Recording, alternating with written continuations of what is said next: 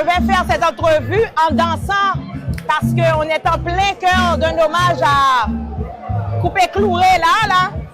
Donc ça va être difficile, mais on va y aller. Le Festival Haïti en folie, en fait, est né de cette volonté de faire briller notre culture. Ce qui est de plus beau de la culture haïtienne. Ce qui est de plus délicieux de la culture haïtienne.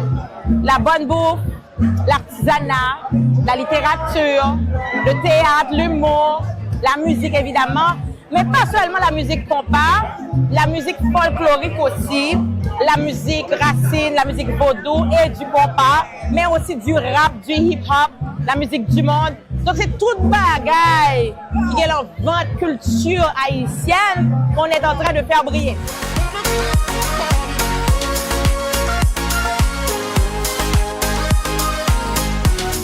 Mais pour la 19e édition, qui se tient du 23 au 27 juillet 2025, comme ça correspondait un peu, ça coïncidait avec les 70 ans de la musique compas, donc on a voulu faire un hommage au 100e anniversaire de Coupé Clouré, qui joue un différent type de compas qu'on appelle compas mamba, je ne sais pas quoi, et puis avec on sort de hommage à 70 ans compas. Je switch au français et au créole, mais cet hommage-là, on va passer à travers toutes les 70 ans jusqu'à aujourd'hui. Donc depuis le Mont Jean-Baptiste jusqu'à maintenant. Donc c'est un petit peu ça qu'on voulait faire, c'était ça le thème. C'est quand la musique vaudou rencontre la musique compas. Donc c'est ça le thème cette année.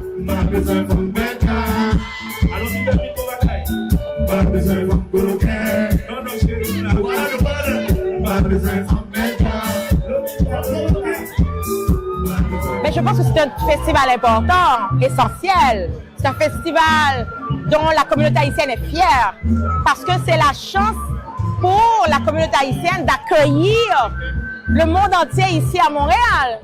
C'est comme si vous faites le beau ménage là chez vous parce que vous faites un gros buffet, vous amenez des amis quoi. Mais c'est un peu ça. On amène nos amis québécois, nos amis d'autres communautés, on a toutes les communautés qui sont là. C'est magnifique. Donc, c'est très important comme festival pour la communauté haïtienne.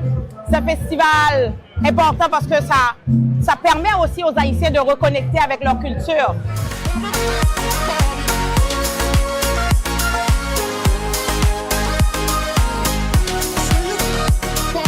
Ben, je pense que c'est un grand impact. On est le seul comme ça au Québec, au Canada, en Amérique du Nord, dans le monde. Il y a d'autres festivals sur la musique haïtienne par exemple, mais c'est des festivals compas. Nous, on n'est pas compas. Nous, on est 360 degrés. Nous, on est exceptionnel à Haïti en folie. C'est le meilleur festival pour montrer un beau portrait.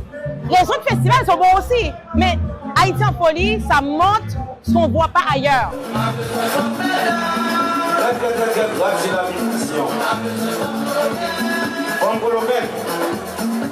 On a beaucoup d'enjeux de financement parce que c'est un festival qu'on veut garder accessible et gratuit majoritairement. Donc le festival est 100% gratuit. Des fois, on a 1 ou 2 événements en salle. Mais là, c'est 100% gratuit. Mais pendant que c'est 100% entrée libre, ça ne veut pas dire que ça nous coûte rien. On doit payer les artistes, on doit payer nos techniciens, on doit payer nos employés, on doit payer les gens qui travaillent avec nous, les artisans.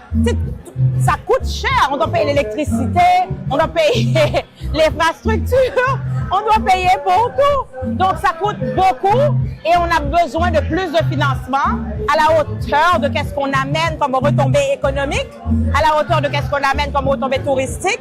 Et on remercie Tourisme Québec d'ailleurs, la Banque TD, SAQ, Patrimoine canadien, qui nous soutiennent vraiment pour qu'on continue. Et le grand merci va aussi à l'arrondissement du plateau Mont-Royal qui nous accueille ici, parce qu'on est en plein cœur du plateau Mont-Royal ici depuis 19 ans. Présence moi ici là, je bien enjoy moi.